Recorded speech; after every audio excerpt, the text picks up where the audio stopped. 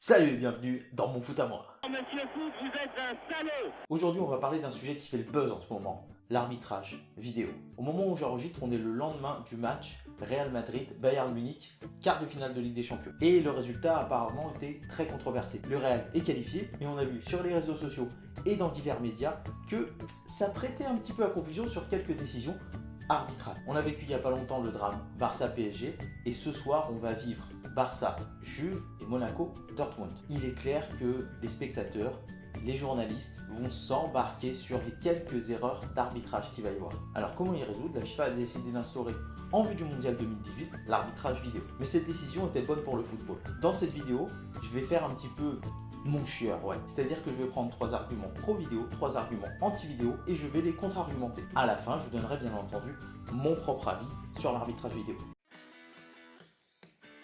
Alors l'équité entre les équipes, ouais, l'équité entre les deux équipes qui sont sur le terrain, mais l'équité dans une compétition, c'est-à-dire l'arbitrage vidéo va être mis en France par exemple pour les équipes Ligue 1, Ligue 2, peut-être nationale, mais pour les autres. Et en Coupe de France, comment on fait? Je vais prendre le cas des 16e de Coupe de France de cette saison, 2016-2017. On a d'un côté Bordeaux-Dijon et de l'autre côté Bergerac-Lens. Le stade de Bordeaux va donc être équipé pour l'arbitrage vidéo.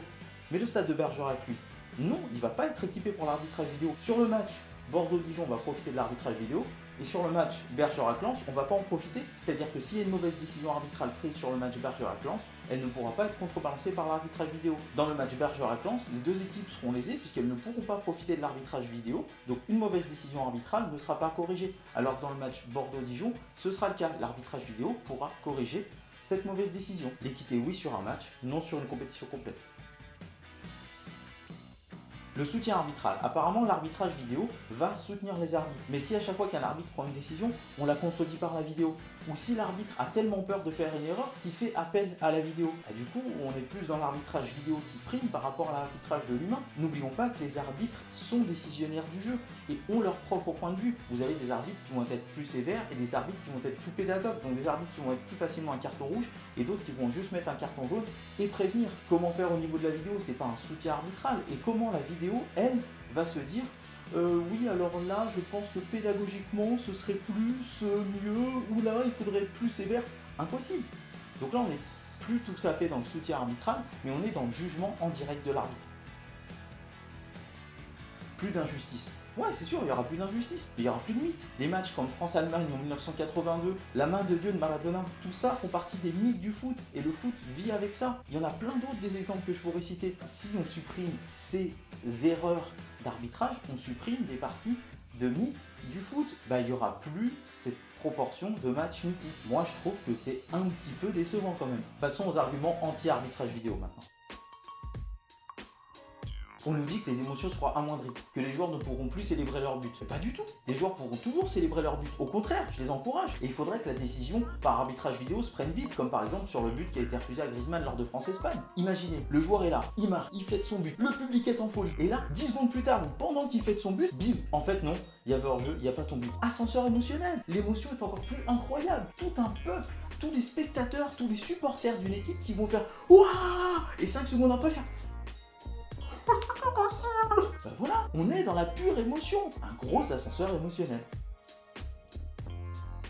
L'arbitrage vidéo casse le rythme des matchs, n'importe quoi. L'arbitrage vidéo va certainement faire en sorte qu'il y ait moins de simulations de fautes ou de blessures et qu'il y ait moins de contestations. Ces simulations où il y a plein de roulades, oh, j'ai mal, et où il y a des contestations où les joueurs se regroupent à 10 autour de l'arbitre, vont être réduites, voire devenir nul. J'y crois pas trop devenir nul, mais en tout cas vont être réduites. Ça veut dire que le temps qu'on va consacrer à l'arbitrage vidéo, c'est du temps pris sur ces simulations et sur ces contestations. On perd pas plus de temps et le rythme n'est pas plus cassé que quand il y a des contestations ou des simulations de fautes.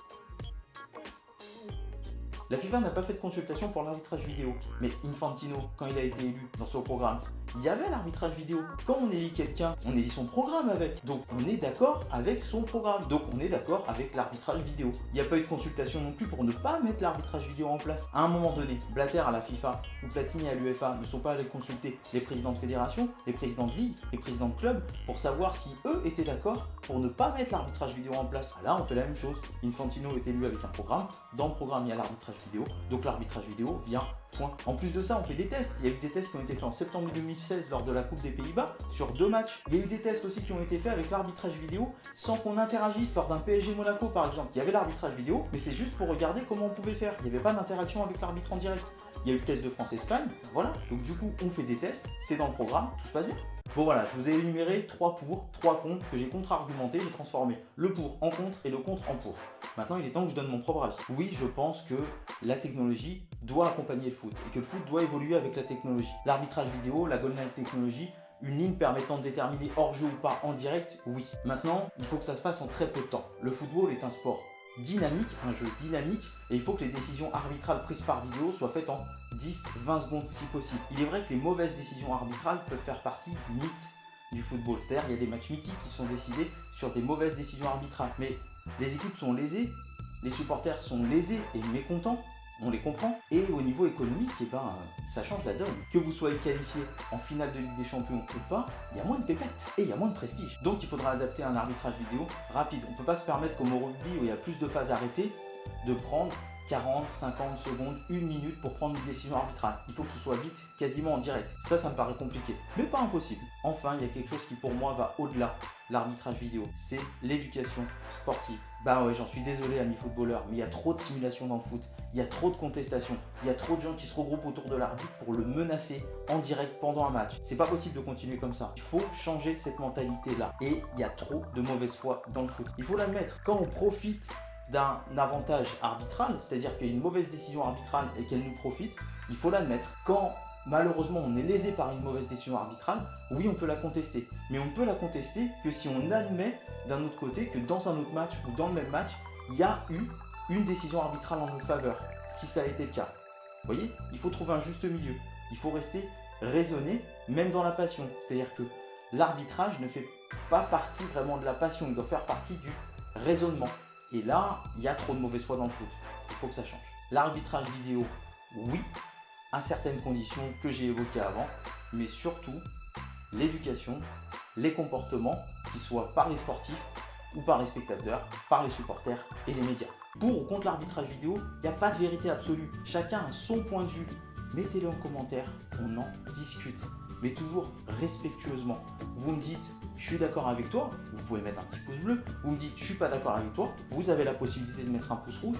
Dites-le moi, et derrière, un dialogue s'installe. Je vous mets aussi, comme d'habitude, pour terminer, la dernière vidéo ici.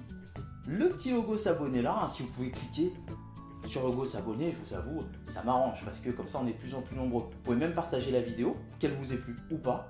Et je vous invite à me rejoindre dans mon aventure pour que mon foot à moi devienne notre foot à nous.